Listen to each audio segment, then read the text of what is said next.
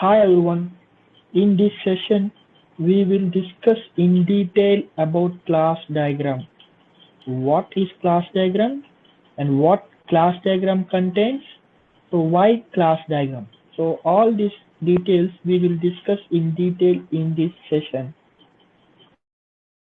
First of all, a class diagram contains classes, interfaces, collaboration, and their relationships. So in this class diagram, it contains several classes, interfaces, so and their relationships like dependency relationship or generalization relationship or association relationship, right? So the uses of this class diagram are it models the vocabulary of a system. So it models the vocabulary of a system means it models the parts of a system. So to model simple collaboration, also we will use this class diagram, and also the main use of this class diagram to model the logical database schema, which means what are the attributes required to the database schema that will includes in class diagram, right? So these are the common modeling techniques. So for class diagram, so using class diagram, as I told you earlier, so it models the simple collaboration. So what is a simple collaboration, right? So a simple collaboration means a different objects, a group of objects work together to perform a task is known as collaboration. So now how we model this collaboration using some objects or classes. So first of all, when we want to model a simple collaboration, first of all we need to identify a mechanism. After identifying the mechanisms, we need to identify the classes, interfaces, and their collaboration. And also we also have to identify the relationship like dependency, generalization, and association. After that, we have to discover the parts that are missing in the model. After discovering, we have to populate with the elements to that model. Like so this is a simple collaboration which is modeled by class diagram. Right? If you see this diagram, if you see this model, so it is a simple collaboration. Right? There are different classes. If you see this class diagram, there are the classes like a path agent, collision sensor, driver class, steering motor class, main motor class, motor class. Right? If you see this, it is a simple a moving robot. How the all this class perform a task? What task these classes are performing? A moving robot. These classes communicate, collaborate together to perform a robot moves by using these classes, and not only robot moves, but also it it it solves several obstacles. It avoids several obstacles, right? So if you see this, a motor class. If you see the motor class is a class which includes two subclasses like steering motor and main motor. So steering motor and main motor are the subclasses for this motor class. If you see these methods inside the motor class, move method, so it is taking two arguments like direction and speed. It also contains using stop function or method. This motor will stop. We can reset the motor. We can change the status of the motor. So these are the methods which are included in this class motor. As steering motor and main motor are the subclasses for the motor, so these are related to motor using generalization relationship. If you see the relationship between driver and these two steering motor and main motor is composition. That diamond bowl symbol is a composition, right? So the steering motor and main motor can cannot exist independently without driver. A driver is responsible for steering the motor, and starting the motor. That's why the relationship between these two and driver is a composition relationship. If you see the a relationship between part agent class and the driver class is one-to-one. For every one driver, there is one part agent. The part agent is responsibility for this class. Part agent is it seeks the part and avoids the obstacles. If you see the relationship between part agent and a collision sensor, for one part agent there may be many collision sensors, which is useful for avoiding the obstacles by the robot. So this is how we model a simple collaboration. So the main objective of this model is the robot must move without by avoiding the obstacles. Right. So this is a simple collaboration. Next. So next main technique for this class diagram was to model logical database. So this is the real use of class diagram, which means if you ever develop a system, so it needs a design phase, right? So for the purpose of this design phase, we need to develop the classes, their attributes, and their operations. These attributes are useful for database attributes. These attributes are equivalent to database attributes. Right? So how we model logical schema? First of all, we have to identify the classes. After identifying the classes, we have to create a class diagram by these classes, and also we have to include the attributes and methods or operations in the class diagram. And also we have to, after that, we have to use tools to transfer this class diagram into a physical design, which means a code, a physical code, right? So this is how we model logical database schema. So I will take an example for this logical database schema.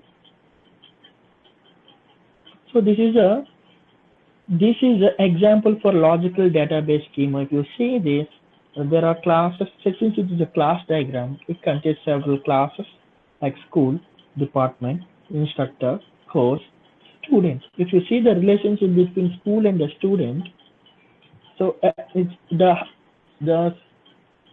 is a aggregation relationship, which means the student can exist independently without school. That's the relationship between school and student is aggregation.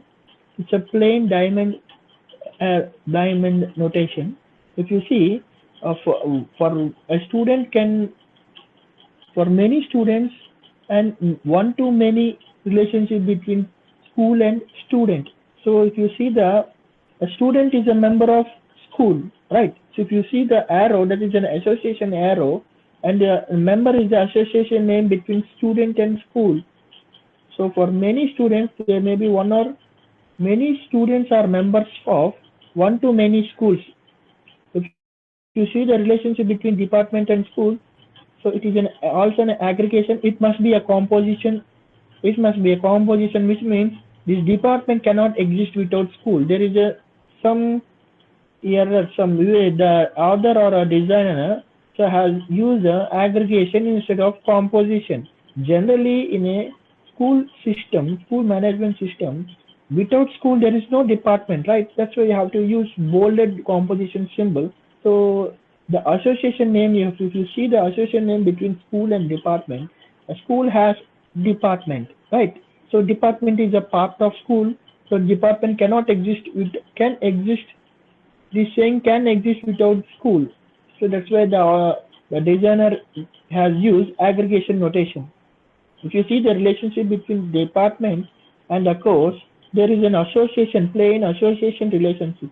One-to-many courses can include one-to-many departments. If you see all the classes like school, department, instructor, course, and student, it is a persistent. So this is a constant. So there is a constant persistent. All these classes are persistent, which means so these classes must included at the end of the system, we should not remove these classes. So that's the rule, that's the constant rule we have generated. So, and also if you see the instructor teaches courses, if you see there is an association name indicates an arrow direction. We have to, that arrow which says that we have to read from right to left. Instructor teaches course, but course cannot teaches instructor. So if you see, for many courses, many to one-to-many relationship between courses and course and instructor, which means instructor can teach us any number of courses. Course can be taught by any one-to-many instructors. If you see the department relationship between department and the instructor, instructor is a part of a department. That's why he used an aggregation. So instructor, if you see the association name, instructor assigned to department, but department cannot assign to instructor, right? If you see the department and the same instructor class, so department can have 0 to 1 chairperson. So and this instructor is one among them.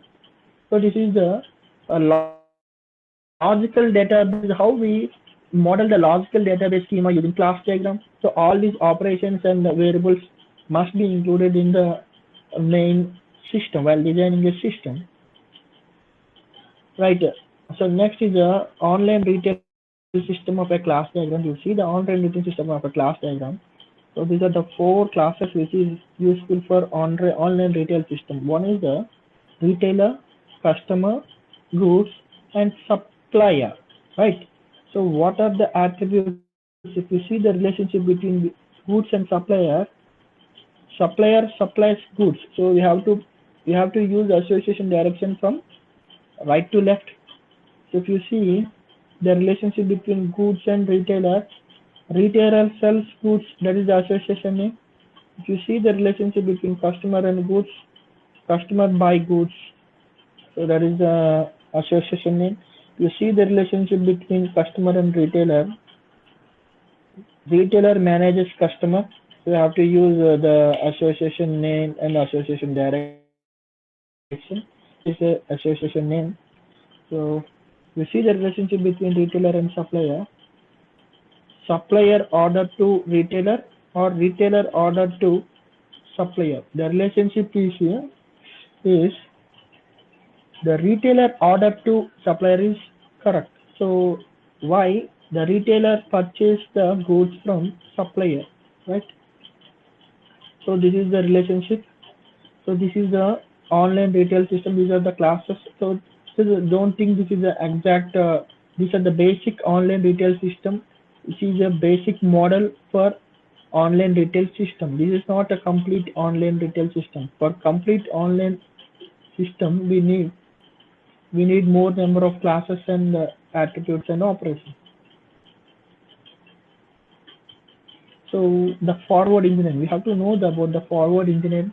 What is the forward engineering? Converting from model to code, converting model from model to code is known as forward engineering. So in forward engineering, there is a loss of information. Why there is a loss of information in forward engineering? So whenever a class diagram is developed, if you want to develop from class diagram to code, so there may be a loss of information. Because why? Because there are some notation or elements in the design that cannot be converted into code. That's why through forward engineering there may be loss of information. So next is how forward engineering, how to do a forward engineering, right? So first of all, we have to identify a model for your implementation language. So we have to choose a model that chooses depending upon the implementation language. After choosing your model, depending on the model, we have to choose the constraints of UML features, right? So UML permits multiple inheritance. If you want a code from SimpleTalk, so we should not use this multiple inheritance. Why? Because Simple talk only permits only single inheritance. That's why we have to mapping between model and implementation language is a very important step. After mapping, we have to use the tools and generate the code. So if you see this, this is a model. So it consists of client class, event handler class, and GUI event handler. So the client class and the event handler are abstract classes. Since they are abstract classes, it consists of some abstract methods and normal method or non-abstract methods. You see how the code is generated. So if you see, event handler is an abstract class as I told you. So this event handler contains two attributes like current event ID and source. So it is also contains a constructor which name is same as class name event handler. So it contains only one method handle request. So that is included in the code.